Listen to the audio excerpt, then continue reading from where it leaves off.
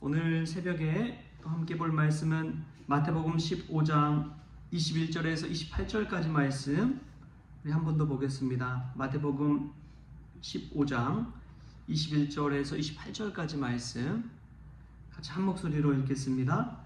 예수께서 거기서 나가사 두로와 시돈 지방으로 들어가시니 가나안 여자 하나가 그 지경에서 나와서 소리질러 이르되 주 다윗의 자손이여 나를 불쌍히 여기소서 내 딸이 흉악하게 귀신 들렸나이다 하되 예수는 한 말씀도 대답하지 아니하시니 제자들이 와서 청하여 말하되 그 여자가 우리 뒤에서 소리를 지르오니 그를 보내소서. 예수께서 대답하여 이르시되 나는 이스라엘 집에 잃어버린 양 외에는 다른 데로 보내심을 받지 아니하였노라 하시니 여자가 와서 예수께 절하며 이르되 주여 저를 도우소서. 대답하여 이르시되 자녀의 떡을 취하여 개들에게 던짐이 마땅하지 아니하니라. 여자가 이르되 주여 올소이다마는 개들도 제 주인의 상에서 떨어지는 부스러기를 먹나이다 하니 이에 예수께서 대답하여 이르시되 여자여 내 믿음이 크도다 내 소원대로 되리라 하시니 그때로부터 그의 딸이 나으니라. 아멘. 할렐루야. 말씀에서 귀한 은혜가 저와 여러분에게 있기를 소망합니다. 설교자가 설교대 앞에 선다는 것은 마치 배우가 무대에 서는 것과 같습니다. 무대에 서기 위해서는 그날을 위해 그 한순간을 위해 얼마나 많은 시간, 땀과 노력과 훈련을 통해서 다져지는지요. 대사 한마디 한마디와 눈빛과 표정 하나하나까지도 카메라 앞에 그대로 드러나기 때문에 그렇습니다. 설교대 앞에 선다는 것이 어떤 의미인가? 어찌 보면 죄인은 심판대 앞에 서는 것과 같습니다. 사형대가 십자가 위에 서는 것과 같은 것이지요. 반면에 의인들에게는 설교대 앞에 선다는 것은 구원의 문에 들어서는 것과 같습니다. 하나님의 말씀을 받는 그 시간이고 천국을 경험하는 시간이 되기 때문에 그렇습니다. 설교대 앞에 선다는 것은 상 받을 자에게는 그 앞에 서서 수상소감을 하는 것이지요.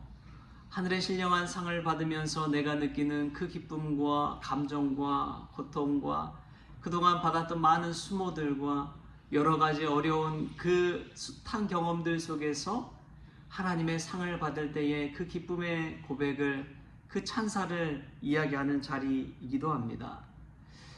오늘 말씀을 읽는데 문득 그런 생각이 들었습니다.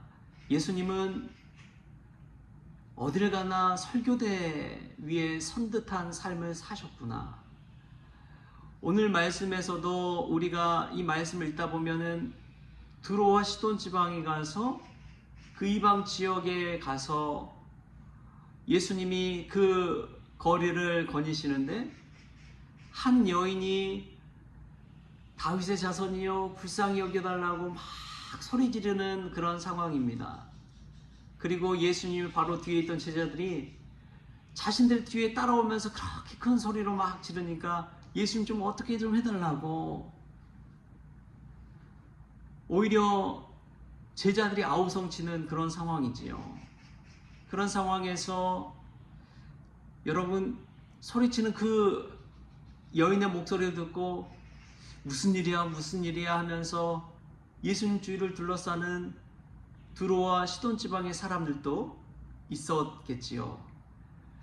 그 수많은 사람들 앞에서 예수님이 하는 말 한마디, 행동 하나하나 그 모든 것이 설교대 위에 선 것과 같은 것이지요.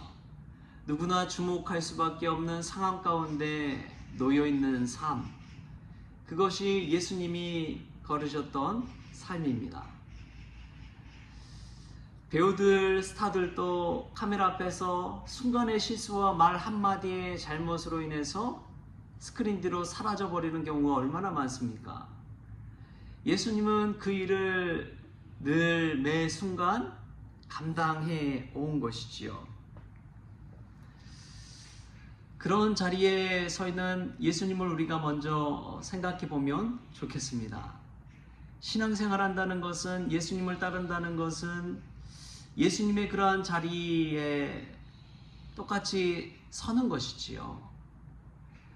우리의 가정에서 우리의 자녀들, 우리를 아는 이들, 우리를 심지어 모르는 이들조차도 하나님의 말씀 앞에선 우리 자신을 들여다본다고 생각해 보십시오.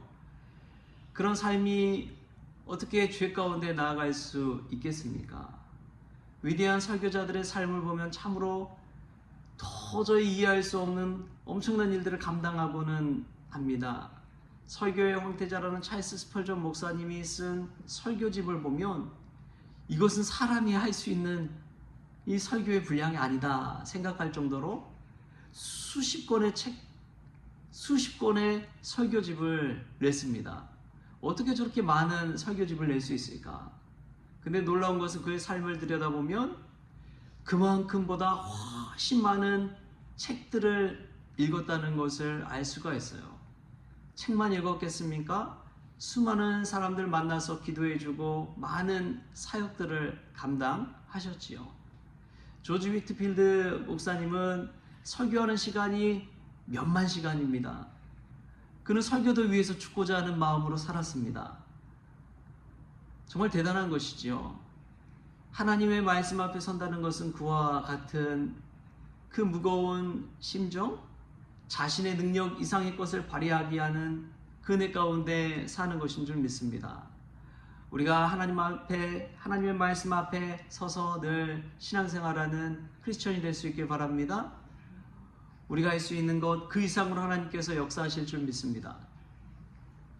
오늘 말씀을 왜 또 다시 한번 보게 되었느냐? 말씀의 초점을 예수님께 한번 들여다봐 보십시오.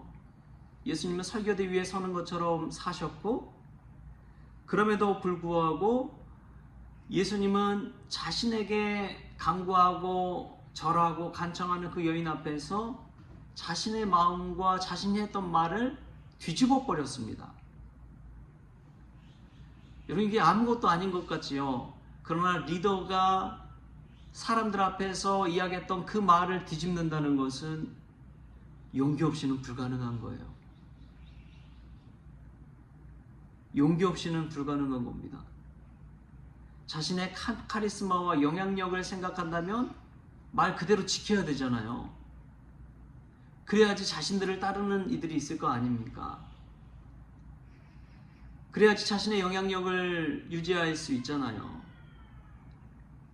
그런데 그 앞에서 자신이 했던 말을 바꾸고 자신의 마음을 뒤집어서 다시금 말하고 행동할 수 있다는 것은 용기 없이는 불가능한 것이지요.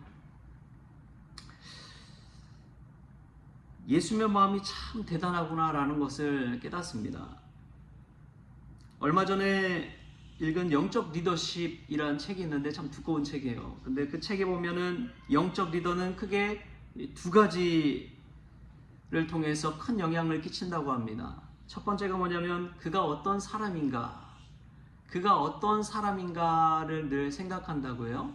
후에 관한 것이지요. 예수님은 자기 스스로를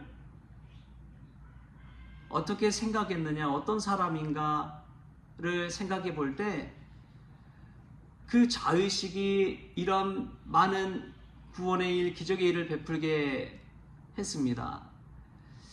이 여인이 와서 시끄럽게 하니까 제자들도 막 예수님 앞에 청하잖아요. 23절에 보면 예수는 한 말씀도 대답하지 아니하시니 제자들이 와서 청하여 말하되 그 여자가 우리 뒤에서 소리를 지르오니 그를 보내소서. 좀 그 문제를 해결해 달라고 제자들이 간청하는 것이죠. 그런데 예수님은 누구셨느냐? 그런 제자들의 종이 아니었습니다. 예수님은 하나님의 종이었습니다.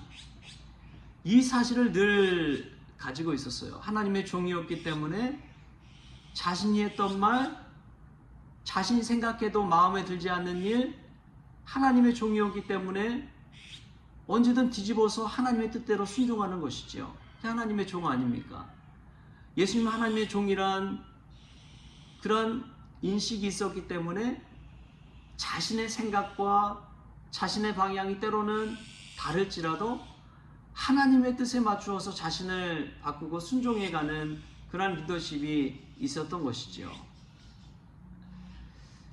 여러분, 예수님이 그러하셨듯이 우리가 어떤 사람인지를 늘 생각하고 살아갈 수 있길 바랍니다. 두 번째로는 그가 어떤 행동을 하는가, 와세에 관해서 우리가 늘 생각해야 됩니다. 영적 리더는 어떤 행동을 통해서 어떤 일을 하는가가 그 사람을 결정하는 것이지요. 오늘 예수님은 이방인이든지 여인이든지 귀신 들린 사람이든지 생명을 살리는 그 일을 행한 것을 보게 됩니다. 예수님이 이 땅에 생명을 살리기 위해 오셨습니다. 구원해 주시기 위해 오셨습니다. 어떤 일을 하느냐가, 어떤 행동을 하느냐가 참 중요한 것이지요. 그 일을 통해서 하나님의 일들을 이루어가기 때문에 그렇습니다. 여러분, 우리가 이 두 가지를 늘 기억하면서 믿음의 영향력을 가지고 살았으면 좋겠습니다. 예수님이 하나님의 종임을 알고 하나님의 일을 위해서 자신이 방금 전에 했던 말까지도 뒤집어서 하나님의 뜻대로 순종했던 것처럼 자신이 생각하는 것과 다르게 생명을 살리는 그 일을 실천하는 용기를 가지고 살았던 것처럼 우리가 어떤 사람이고 어떤 일을 하든지 예수님을 따라서 예수님을 닮는 일을 감당할 수 있기를 바랍니다. 여러분, 예수님에게도 숱한 위기와 이러한 일들이 가득했지요. 얼마나 두려웠겠습니까? 얼마나 낯설었겠습니까? 리더에게 실패와 불명예를 안겨줄 수 있는 그 수많은 함정, 그 함정을 피할 수 있는 길이 세 가지가 있다고 합니다. 첫 번째로는 교회의 생명성을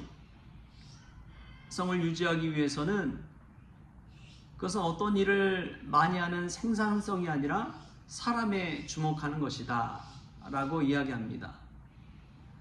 예수님은 이 사역 속에서도 그 여인 한 사람과 눈을 마주치고 자신의 앞에 절하고 있는 그 여인을 바라볼 때에 이방 여인이라는 사실, 그것을 떠나서 이도 사람이구나, 이도 사람이구나, 똑같이 피가 흐르고 하나님의 형상을 닮은 사람이구나, 이것 깨닫게 되는 것이지요. 사람이 참 중요한 것입니다.